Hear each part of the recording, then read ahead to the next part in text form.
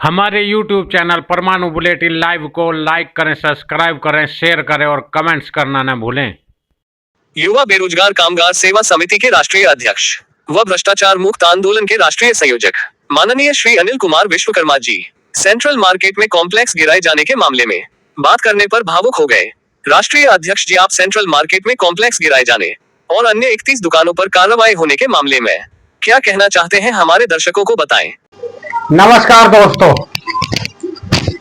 आज हम ऐसे विषय पर बात करेंगे जिस विषय ने जिला मेरठ तो क्या पूरे उत्तर प्रदेश में हलचल मचा रखी है। दोस्तों, मेरठ की सेंट्रल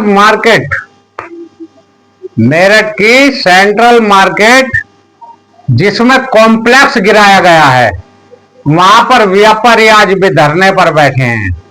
बहुत परेशानी और बहुत दुख का विषय है दोस्तों, आप जानते हैं कि एक घर बनाने में एक व्यक्ति को पूरी लाइफ लग जाती है और तिनका जोड़कर वो एक मकान बनाता है। इसी तरह एक दुकान बनाने में लोगों की पूरी लाइफ की पूंजी खत्म हो जाती है। और सोचो, कॉम्प्लेक्स बनाने के लिए क्या क्या करना पड़ता है। पता नहीं कहां से बेचारे ने लोन लिया होगा, कितने पार्टनर पैसे की कमी की वजह से बनाए जोड़े होंगे, तब जाकर एक मॉल तैयार हुआ होगा दोस्तों। और एक ही झटके में उसको गिरा देना। कितने लोग उसमें काम कर रहे थे, कितनी दुकानें थी, कितने एम्प्लॉय काम कर रहे थे, सबको एक झटके में बेरोजगार कर दिया इस बेईमान विभाग ने। इस विभाग को ही बेईमान कहूंगा। आवास विकास बेईमान विभाग है, ये हम इस बात को कह रहे हैं। क्योंकि दोस्तों, आप बताइए, जब ये कॉम्प्लेक्स बना, क्या उस समय ये अवैध नहीं था? क्या उस समय रिहायशी इलाके में यानी आवासीय कॉलोनी में ये जो है कॉमर्शियल निर्माण नहीं था? बनने से पहले क्यों नहीं रोका गया इसको? जो रोकने के जिम्मेदार थे वो सब भ्रष्ट लोग थे दोस्तों। उन्होंने सबने भ्रष्टाचार में लिप्त होकर ये सब चीजें बनवाई और इन्हें बनवाने के बाद आज इनको वही लोग गिरवा रहे हैं। वही विभाग गिरवा रहा है जिसने कभी ये बनवाई थी। दोस्तों, सोच कर देखो कितना एक दुखद विषय है। उन बेचारों से पूछो जिन्होंने ये अपनी जमा पूंजी लगाकर लोन लेकर जैसे तैसे करके जो है ये दुकानें बनाई थी, और इन लोगों ने एक झटके में उसको कॉम्प्लेक्स तोड़ दिया। अब बताया जा रहा है कि 31 दुकानें और तोड़ी जाएंगी। दोस्तों, ये बेहद दुख का विषय है। व्यापारियों में बहुत जबरदस्त रोष है और हम व्यापारियों के साथ हैं। लेकिन दोस्तों, हमारा एक सवाल है और हमारा सवाल माननीय मुख्यमंत्री, राज्यपाल महोदया, प्रधानमंत्री जी और राष्ट्रपति सभी से एक सवाल है और माननीय सुप्रीम कोर्ट के चीफ जस्टिस से भी हम सवाल करते हैं दोस्तों कि जिस समय ये कॉम्प्लेक्स या ये दुकानें बनाई जा रही थी, क्या उस समय ये अवैध नहीं थी? क्या ये उस समय आवासीय कॉलोनी में कॉमर्शियल निर्माण नहीं थे? और अगर थे तो इनको बनवाने वाले जो भ्रष्ट अधिकारी हैं, जिन्होंने जो है निस्वार्थ में ये दुकानें बनवाई हैं, कॉम्प्लेक्स बनवाया था जो गिर गया, उन सब की जांच कराकर, और हम तो ये कहेंगे दोस्तों कि उन सब की जांच माननीय सुप्रीम कोर्ट एक कमेटी बनाए और उस कमेटी के तहत उन सारे अधिकारियों को, उस समय के अधिकारियों की जांच कराई जाए उस समय से बल्कि आज तक जितने भी यहां पर जेई और जितने अधिकारी रहे हैं सभी की जांच कराई जाए कि कौन कौन इन निर्माणों के भ्रष्टाचार में लिप्त थे। उन सब पर भी भ्रष्टाचार निवारण अधिनियम के तहत कार्रवाई की जाए दोस्तों। अगर उन्होंने भ्रष्टाचार किया है और ये भ्रष्टाचार में दुकानें बनवाई हैं तो दोस्तों उन पर भ्रष्टाचार निवारण अधिनियम के तहत कार्रवाई की जानी चाहिए, क्योंकि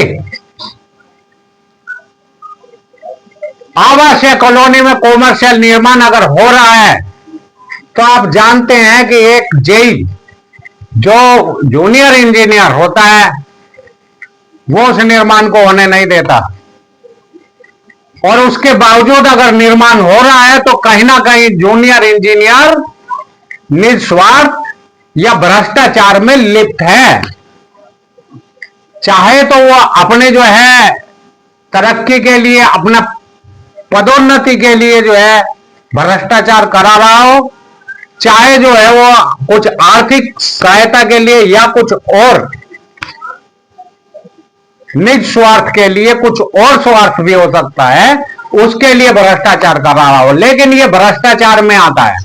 और अगर ये भ्रष्टाचार है इसकी जांच होनी चाहिए। जांच होने के बाद उस समय से आज तक के जितने भी अधिकारी हैं सब पर भ्रष्टाचार अधिनियम के तहत कार्रवाई, भ्रष्टाचार निवारण अधिनियम के तहत कार्रवाई होनी चाहिए दोस्तों, क्योंकि साफ दिख रहा है भ्रष्टाचार है।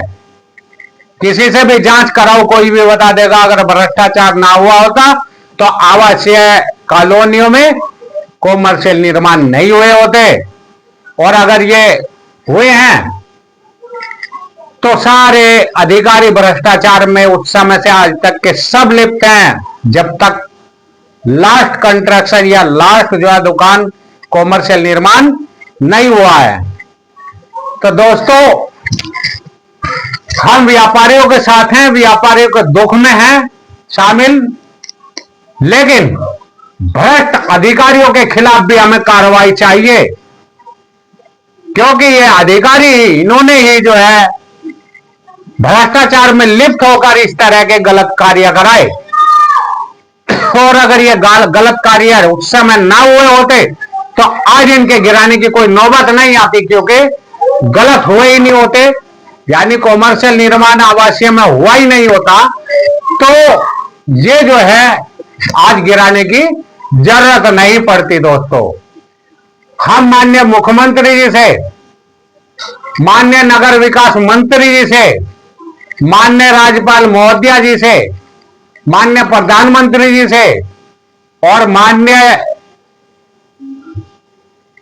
राष्ट्रपति जी से और माननीय सीजेआई सुप्रीम कोर्ट के चीफ जस्टिस से यह अनुरोध करते हैं कि सभी जो है अपनी अपनी एजेंसी से इस मामले पर जांच कराकर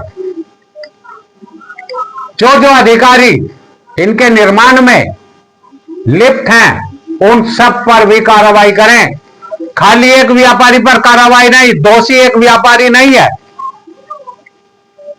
अगर कॉमर्शियल निर्माण में कॉम्प्लेक्स गिरा है, आवासीय कॉलोनी में कॉमर्शियल निर्माण हुआ, गलत हुआ और उस गलत की वजह से वो कॉम्प्लेक्स गिरा, तो उसको बनवाने वाले जो जिम्मेदार अधिकारी हैं उन पर भ्रष्टाचार अधिनियम में कार्रवाई होनी, भ्रष्टाचार निवारण अधिनियम में कार्रवाई होनी चाहिए दोस्तों। और अगर ये नहीं होती है तो ये एक तरफा कार्रवाई है, सिर्फ व्यापारियों को परेशान करने के लिए कार्रवाई है। हम व्यापारियों के साथ हैं और हमें भ्रष्टाचार निवारण अधिनियम में कार्रवाई चाहिए। हम सभी से डिमांड करते हैं, माननीय मुख्यमंत्री जी से एक बार फिर डिमांड करते हैं, क्योंकि सबसे ज्यादा जिम्मेदारी माननीय मुख्यमंत्री जी की है। उन अधिकारी को क्यों बचाया जा रहा है जिन्होंने ये गलत निर्माण कराए हैं? कॉमर्शियल गिरा, गलत था, गिर गया, लेकिन बनवाया किसने? जिसने बनवाया वो जिम्मेदार हैं। उन पर भी कार्रवाई होनी चाहिए और बहुत सख्त कार्रवाई उन पर होनी चाहिए। सच्चाई तो यह है दोस्तों इसमें भ्रष्टाचार निवारण अधिनियम के तहत और राजद्रोह भी लगना चाहिए दोस्तों, क्योंकि राज्य के जितने भी कानून हैं और अगर उनका कोई उल्लंघन करता है तो वह राजद्रोह माना जाता है। इन अधिकारियों पर राजद्रोह भी लगना चाहिए। हम इस बात की डिमांड करते हैं और अगर ऐसा नहीं होता है तो हम जल्दी इस पर भी धरने प्रदर्शन की तैयारी करेंगे। माननीय मुख्यमंत्री जी को ज्ञापन सौंपेंगे लखनऊ जाकर। बहुत जल्द इस काम को हम करने वाले हैं दोस्तों। पहले तो यहां पर डीएम को भी माननीय मुख्यमंत्री जी को संबोधित लेटर सौंपेंगे ताकि इसमें हम जांच कराई जाए भ्रष्ट अधिकारियों के खिलाफ और भ्रष्ट अधिकारी जो लिप्त है उन पर भ्रष्टाचार निवारण अधिनियम के तहत और राजद्रोह भी लगना चाहिए दोस्तों। ऐसा नहीं खाली एक व्यापारी पर कार्रवाई करी और छोड़ दिया। यह सिक्के का एक पहलू होगा। सिक्के का जो दूसरा पहलू है वो है अधिकारी। अगर कहीं गलत होता है, करने वाला चलो दोषी है, हम मान लेते हैं करने वाला दोषी है लेकिन करवाने वाला दोषी क्यों नहीं है? जिसके अधिकार है वहां, जो उन्हें रोक सकता है, जिनकी जिम्मेदारी बनती है कि यहां पर अवैध निर्माण या गलत काम नहीं होने चाहिए और उसके बाद हो रहे हैं, तो उन सब पर भी कार्रवाई होनी चाहिए दोस्तों। दोस्तों, हम व्यापारी के दुख में उसके साथ खड़े हैं और ये बहुत गलत हो रहा है। कोई भी निर्माण गिरना नहीं चाहिए। जो निर्माण जहां जैसे हो गया, अगर कॉमर्शियल हो गया है तो उसको यथावत किया जाए, ताकि क्योंकि कानून जो होते हैं दोस्तों, आज कानून की चलो बात कर लेते हैं। कानून जो होते हैं, कानून किसकी सुविधा के लिए बनाए जाते हैं दोस्तों? बताएंगे कोई? कोई नहीं बताएगा। कानून बनाए जाते हैं जनता की सुविधा के लिए। कानून इसलिए नहीं बनाए जाते कि ऐसी एसी में बैठा हो या अधिकारी अपनी ऐश करे उन कानून के तहत, ऐसे नहीं बनाए जाते। कानून बनाए जाते हैं जनता की सुविधा के लिए और कानून बदले भी जनता की सुविधा के लिए जाते हैं। और अगर कोई कानून जनता को परेशान कर रहा है तो उस कानून को बदल देना चाहिए दोस्तों। वो कानून बदला जाना चाहिए।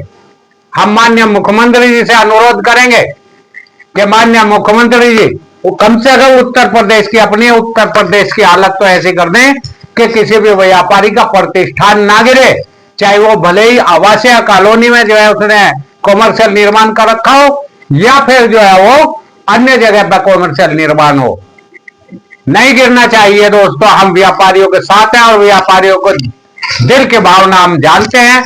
इस कॉम्प्लेक्स को गिरने से हमारे दिल पर कितनी ठेस पहुंची है हमें मालूम है। हम बड़े दुखी हैं इससे और ये माननीय मुख्यमंत्री जी इस काम को कर भी सकते हैं और माननीय मुख्यमंत्री जी को करना भी चाहिए। हम माननीय मुख्यमंत्री जी से अनुरोध करेंगे, एक तो इन चीजों को जो जैसे निर्माण है उनको वहां पर यथावत किया जाए। दूसरा, जो अधिकारी भ्रष्टाचार में लिप्त है उन पर कार्रवाई की जाए दोस्तों।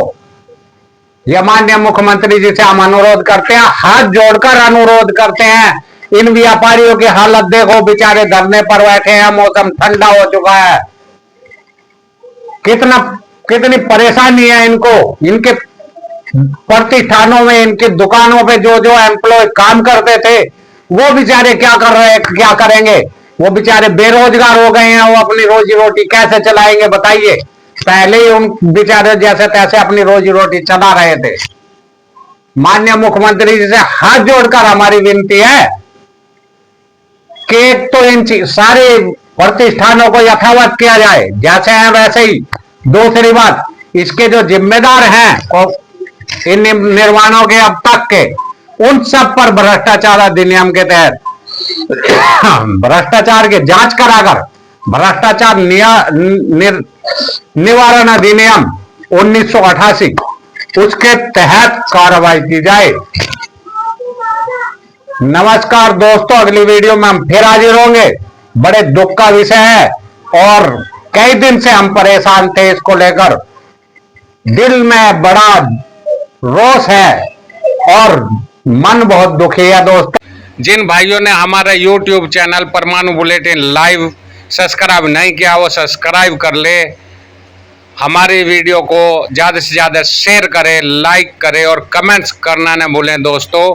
और जो भाई हमसे संपर्क करना चाहते हैं वो हमारे 8535096918 नंबर मोबाइल नंबर पर कॉल कर सकते हैं। आप इस नंबर पर हमें अपनी समस्या भी बता सकते हैं।